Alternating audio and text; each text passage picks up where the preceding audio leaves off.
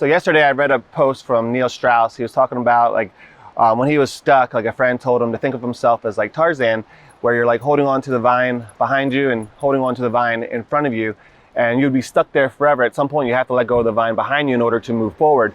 And especially with like the new gig economy where everybody has like a side hustle, they have their 9-to-5 job, it's never been more true.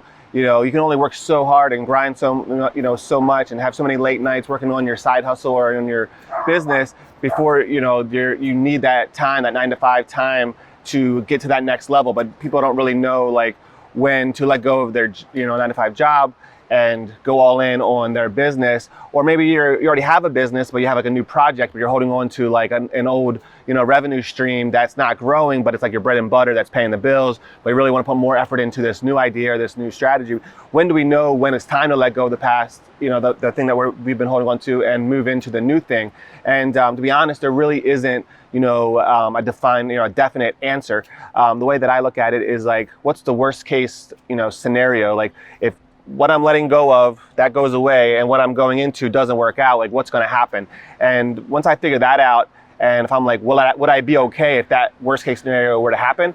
If the answer is yes, then I go for it. If the answer is no, then I try to get to a point to where that worst case scenario would be okay if it happened. Some people, they try to wait until they make enough money with the new thing to replace the old thing, and that might work out for like 1% of the people that are trying to do it, that really hit a home run with the new thing, and that it just takes off, and they got more money than they know what to do with, and they can just let the other thing go. But for the other 99%, it's always going to be some kind of gamble. You got to ask yourself, like, what's your risk tolerance? Whether you're gambling, whether you're investing, they always ask you, like, what's your risk tolerance? And you come up with a strategy that's going to minimize the risk and put you in that risk tolerance group of where you're at. So ask yourself, like, what am I willing to risk to get what it is I'm trying, working hard for with the new thing? And for me, like I said, it's always what's the worst case scenario?